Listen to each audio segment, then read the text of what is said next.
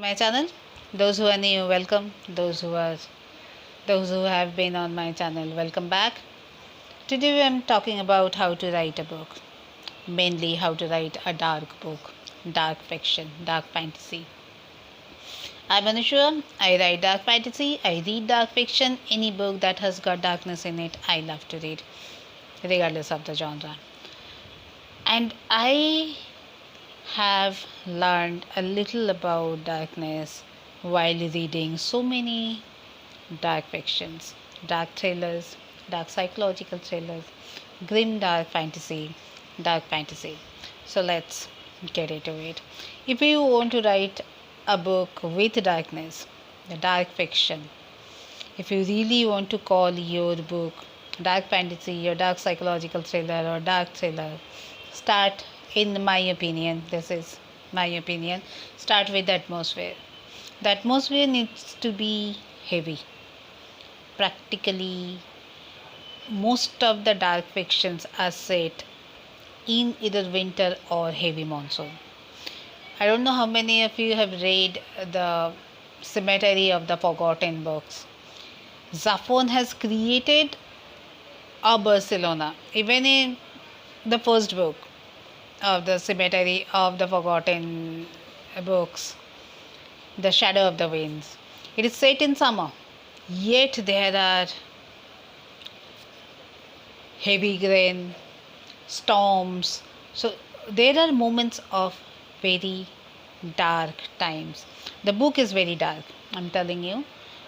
The Shadow of the Wind is dark because the atmosphere is dark, the characters, especially the antagonist, the villain. It's not antagonist, it's absolutely villain. So start with the atmosphere. The atmosphere needs to be heavy, a bit depressing.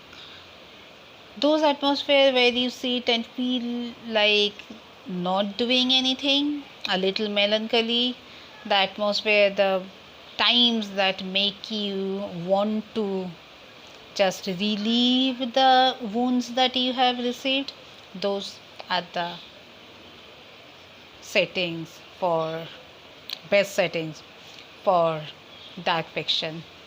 I like it. If you have read, I don't know how many of you have read The Road, Cormac McCarthy's The Road. I don't know how many of you read it, but The Road does not have violence. Darkness does not mean your book will be full of violence. Violence will be there, but violence should not be for the sake of darkness. That's what I'm saying. So the road is completely based on a father and a son going somewhere, going south or north, I don't remember exactly, because they won't be surviving another winter wherever they are staying. So where they're walking through the world, this world has already ended, and they're looking at the ruins. They're looking at the ruins. They're looking at empty houses, empty petrol pumps, empty cars, abandoned cars. So it's only this empty, abandoned settings, rain, and dark, cold winter. That's it. And when they're walking, you will, or when they're spending the night somewhere, you will actually feel the cold in your bones. And it is one of the bleakest, one of the coldest, probably one of the darkest book I have ever read. And I have read a lot of dark books. So here, the setting, the atmosphere is being used as a character. When you want to write dark fiction, dark fantasy, dark psychological thriller, whatever, even if your book is set in this world, our contemporary world, try to create a bleak, cold, dark atmosphere where your characters will be struggling to get through. Maybe they will feel lazy, maybe they will lose motivation. You don't have to kill someone in every page.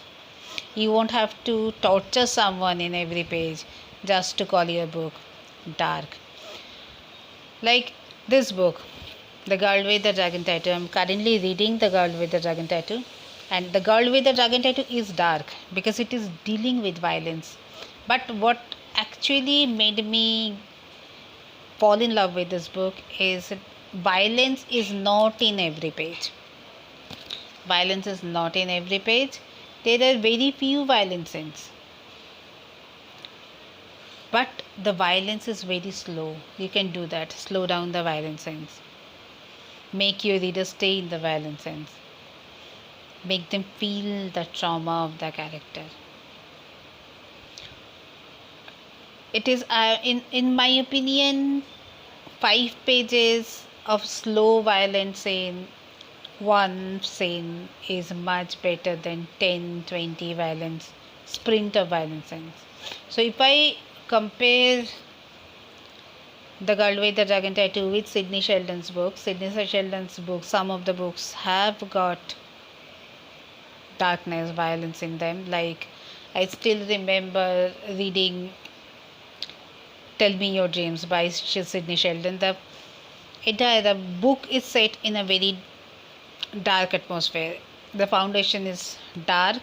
It is about a woman with two multiple personalities, and these multiple personalities know each other, but the woman's actual personality is not aware of these two multiple personalities. And these multiple personalities, these two women that are living inside her, these two women, these multiple personalities are trying to protect her.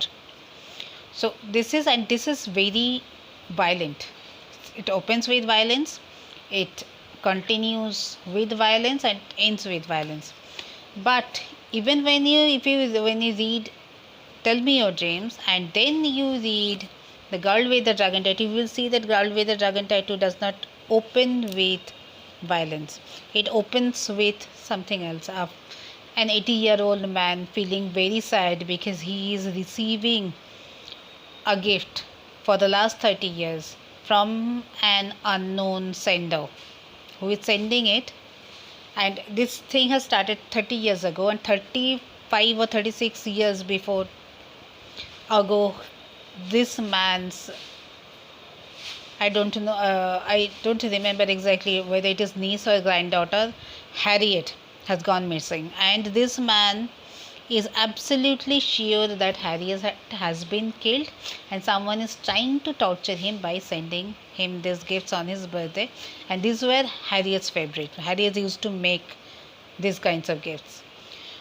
So it starts with something melancholy, memory of a possible violence that has happened. But it's not like it is opening with somebody killing somebody. Yet this is more dark than Tell Me Your Dreams, in my opinion, because it is set in winter around Christmas time, and it has slow violence. I'm not saying slow violence, but slow violence. Larson will make you stay in that scene. Larson will make you experience the trauma of the character. So I'll say that if you want to write violence, slow down your plot. Make your atmosphere heavy and write slow pace violent scene. Use long sentences, use deep, dark prose, dense prose, and see what happens. This is the first rule, I'll say the first law. In my opinion, the first law of writing dark fiction. So with this, I'm going to wrap this video up. I'll be back with more on how to write dark fiction. So stay tuned. I'll be back very soon. Thank you for watching.